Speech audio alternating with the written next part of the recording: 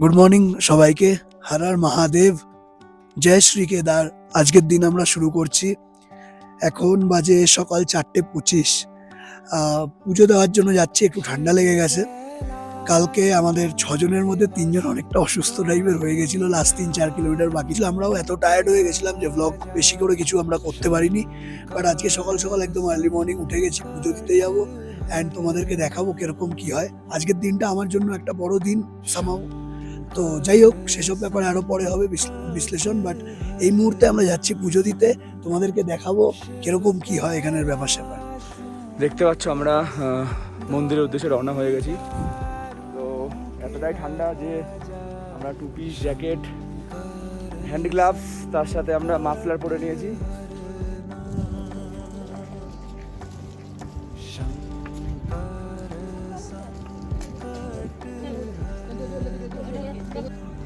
हर हर महादेव।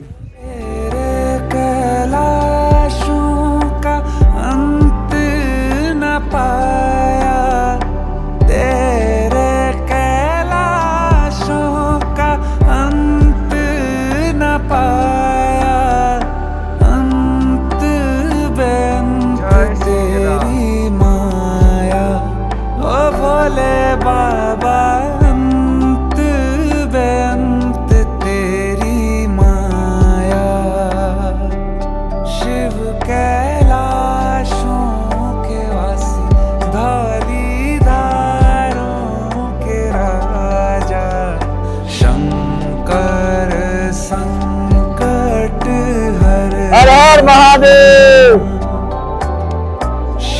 हर हर महादेव। संकट हरना। ফাইনালি কেদারনাথ দর্শনের জন্য আমরা উপরে উঠে গেছি। প্রচুর ঠান্ডা, যে আমি এত কি আর বলবো, এত ঠান্ডা, খুব কষ্ট হচ্ছে। তার সত্ত্বেও আমরা কেদারনাথ দর্শনের জন্য যাচ্ছি। ফাইনালি আমরা পৌঁছে গেছি কেদারনাথ মন্দিরের সেই অন্তিম মুহূর্তে। খুব কষ্ট হচ্ছে, শ্বাসকষ্ট হচ্ছে, তাতে কিছু কথাই বলতে পারছি না বেসিক্যালি। बोलो भाई, ओ भोले बाबा शिव जी के मन को लुभाए, शिव कैलाश। সবাই দেখতে পাচ্ছ সেই মুহূর্তটা আমরা ক্যামেরা বন্দি করেছি, যেটা আমাদের ড্রিম প্লেস ছিল, যেটা আমাদের সবারই, সকলেরই স্বপ্নের প্লেস থাকে, সেখানে আমরা উপস্থিত হয়েছি। সো মন্দিরের সামনে আমরা উপস্থিত হয়েছি। খুব ঠান্ডা, তার সাথে এত মনোরম ওয়েদার, এত সুন্দর দৃশ্য আমরা তোমার সাথে শেয়ার করছি। तेरा तेरा चंबे दे जगाना, एक था डेरा तेरा चंबे दे जगाना, दूजा लाई बैठा भर मोरा, ओ भोले बाबा दूजा लाई बैठा भर मोरा, शिव कैलाशों के वासी, धौलीधारों के राजा। মহাদেবের টিকা লাগিয়ে নিয়েছি। হর হর মহাদেব, জয় কেদার।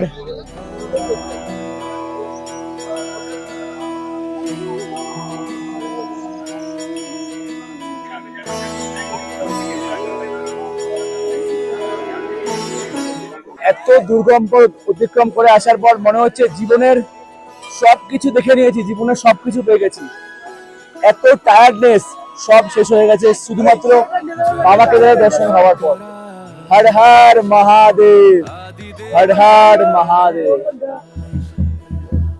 তো এই মুহূর্তে আমরা এগোচ্ছি ভীমশিলার দিকে। হয়তো ম্যাক্সিমাম সবাই জানো যে ভীমশিলা কি। যেদিন 2013 সালে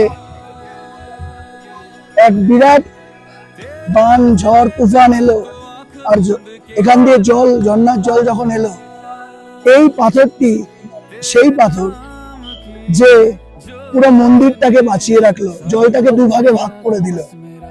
তো তার থেকে শুরু হয় ভীমশিলা, আজও সেটাকে পুজো করা হয়।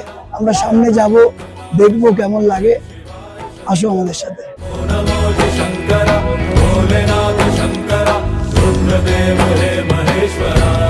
আমরা ভীমশিলার উদ্দেশ্যে এগিয়ে চলেছি ভীমশিলা দর্শনের জন্য।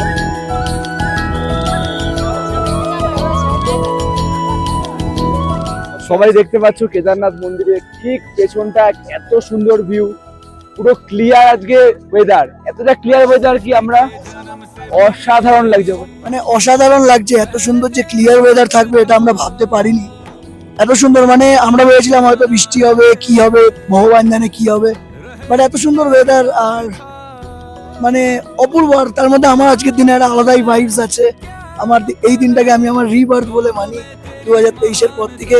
তো সেই হিসাবে আজকের দিনটা এইখানে এত সুন্দর মুহূর্ত, আমি অমিতদা আরো আমাদের সাথে যে 4 জন আছি আমরা একসাথে, তো অসাধারণ লাগছে।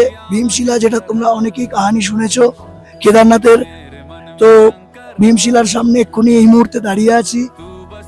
মানে কিছু কিছু জিনিস না বলে বোঝানো যায় না মানুষকে, যে কিছু কিছু জিনিসে কতটা শান্তি পাওয়া যায়, তো সেগুলো সবসময় বলে বোঝানো যায় না। হয়তো আমার গলা ব্যথা, আমার শরীরে টায়ার্ডনেস, কালকে এতক্ষণ হাঁটার পরে, এত কষ্টের পর, তো সব দুঃখ মনে হয়, সব কষ্ট, সব কিছুই মনে হয় আমাদের মনের ভেতর থেকে চলে গিয়ে একটা শান্তি চলে এসছে এই মুহূর্তে। তো তোমরা দেখতে থাকো আজকের দিনের ভিডিওটা, আরো যতটা দেখানো যায়। হোপফুলি আশা করছি অনেকটা খারাপ পাহাড়, বাট আমরা এরপরে যাব ভৈরবজি মন্দির, তো সেটাও তোমাদেরকে দেখাবো। অ্যান্ড তোমাদেরকে ওখানে যেতে হয়, কেন যেতে হয়, কি যেতে হয়, মানে বৃত্তান্ত সবকিছু বলবো। তো ভালো থাকো সবাই, আগে দেখাতে থাকছি। এই দৃশ্যটা কেদারনাথ মন্দিরের একদম পেছনের দৃশ্য, পুরো ক্লিয়ার ওয়েদার, এতটা গ্রিন, আর সাথে বরফ ঘেরা পাহাড়, আর ঠিক পাহাড়ের সামনে রয়েছে কেদারনাথ মন্দির। একটা অসাধারণ অনুভূতি, যেটা বলে বোঝা যায় না, মানে যেটা ক্যামেরার থেকে চোখে দেখে বেশি মানে ফিল করা যাবে। प्यास क्या हो तुझे, गंगा है तेरी जटाओं में, जटाओं में, जटाओं में। दूसरों के वास्ते तू सदैव ही जिया, मांगा कुछ कभी नहीं, तूने सिर्फ है दिया। समुद्र मंथन का था समय जो आ पड़ा, द्वंद्व दोनों लोक में विषामृत पे था छिड़ा। তো আমরা সকাল 5টা দিকে লাইনে দাঁড়িয়ে আছি, প্রচুর প্রচুর দর্শনার্থী। একটু মন্দিরটা আমরা বাইরে থেকে দর্শন ঠিকই করে এসেছি, বাট এত দর্শনার্থী, এত ভিড়, 5টা দিকে দাঁড়িয়েছি, এখন টাইম হচ্ছে 1:30, আমরা এখনো লাইনে। তো জানি না কতক্ষণে বাবার দর্শন পাবো, চেষ্টা করছি যতটা তাড়াতাড়ি হোক অ্যাটলিস্ট দর্শনটা করি, কারণ এখান থেকে আমাদের যাওয়ার আছে আবার ভৈরবজি মন্দিরে। তো আমরা টায়ার্ড ফিল করছি, অবভিয়াসলি ফিল করছি, বাট ওই আর কি, যেটা আগেও বললাম যে বাবার দেখা পাওয়ার জন্য একটা এক্সাইটমেন্টও কাজ করছে। ফাইনালি আমরা বাবার দর্শন করে আসলাম, 10 ঘন্টা যাওয়ার পর আমরা বাবার দর্শন পেলাম। হর হর মহাদেব। এখন তোমাদের সাথে শেয়ার করব ভৈরবজির মন্দিরের মূর্তি। এটা হচ্ছে ভৈরবজির মূর্তি, এটা কেদারনাথ মন্দিরের ঠিক বাঁ দিকে অবস্থিত, পাহাড়ের ওপরে 1 কিলোমিটার দূরে। তোমরা এখানে ট্রেক করে আসতেই পারো।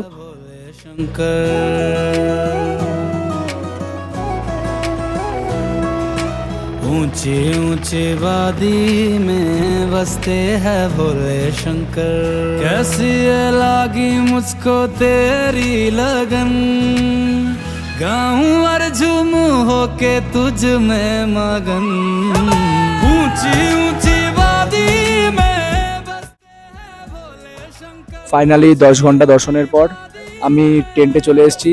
অবস্থা খুবই খারাপ বলতে পারেন, খুবই খারাপ। 14 ঘন্টা ট্রেকের পর আর 10 ঘন্টা অ্যাডিশনাল লাইনে দাঁড়ানোর পর বাবার ফাইনালি দর্শন পাওয়া গেছে।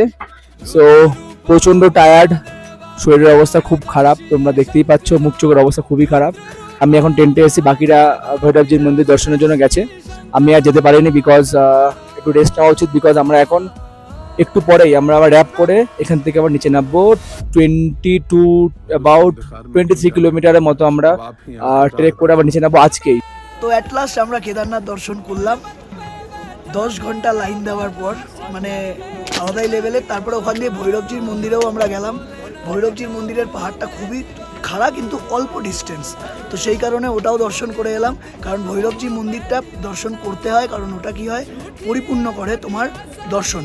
কেদারনাথকে দর্শন করো কি যে কোনো 12টা জ্যোতির্লিঙ্গের যে কোনো জ্যোতির্লিঙ্গ করো কি বৈষ্ণোদেবী করো, যেইখানেই করো, তুমি পরিপূর্ণ তখন হয়ে যায় যখন তুমি ভৈরবজি দর্শন করো। তো সেই কারণে আমরা কষ্ট করে হলেও ওইটুকুন করলাম। এবার আমাদের নিচের যাওয়ার পালা, আগে বদ্রীনাথ।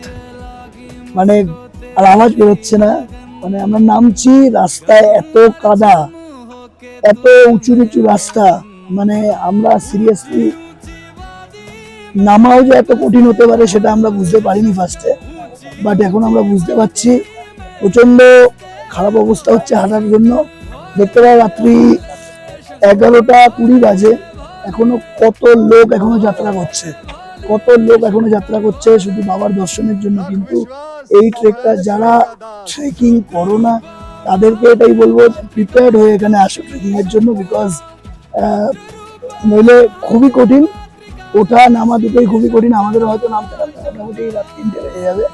2 রাত ধরে ঘুম নেই, টানা চলছে, পুরো টায়ার্ড অবস্থা, খুবই টাইট। কিন্তু যে কোনো কেউ কেদারনাথ আসার প্ল্যান করছো তাকে এটাই বলবো, যদি ভেবে থাকো হেলিকপ্টার বা হিসেবে আসবে আলাদা ব্যাপার, যদি ট্রেক করতে হয় তাহলে একটু প্রিপারেশন নিয়ে 1 মাস ধরে একটু হেঁটে চলে চেষ্টা করে। বাট ডিপেন্ড করে, অনেকে হেঁটে চলেও হয় না, অনেকে হেঁটে চলে না চলেও হয়ে যায়। যেরকম আমি সারাদিন কোনো হাঁটাচলা করি না সেরকম, কিন্তু স্টিল হেঁটে নিচ্ছি। তো সেরকমই ব্যাপার, আসো এনজয় করো। বাট ট্রেকিংটা খুবই ডিফিকাল্ট। কোনো ওই ব্লগারদের মতন বলবো না যে ও হেভি সুন্দর, হ্যাঁ। তারপরে পুজো দেওয়ার সময় এরকম বলবো না যে একটা লাইন ঢুকে গেল খালি হালকা। 9 ঘন্টা লাইন দিতে হয়েছে পুজোর জন্য। 9 ঘন্টা লাইন দেওয়া is not a matter of joke. তো এতক্ষণ ট্রেক করার পরে আমরা নামছি। অমিতার অলরেডি শরীরটা অনেকটাই খারাপ, সেই কারণে আমি ব্লগটাকে বেশিরভাগ কন্টিনিউ করছি, কারণ অমিতার শরীরটা কালকে থেকেই অনেকটা খারাপ হয়ে গেছে। বাট হোপফুলি নিচে নেমে যাওয়ার পরে আমাদের কালকে বদ্রীনাথের স্টার্টিং আবার, তো হোপফুলি আবার সবাই রিকভার করে যাবে, একটু ঘুমানোর পরে। তোমাদেরকে আগে আরো দেখাতে থাকবে, চলতে থাকবি, আরো জানি না কতক্ষণ চলতে হবে।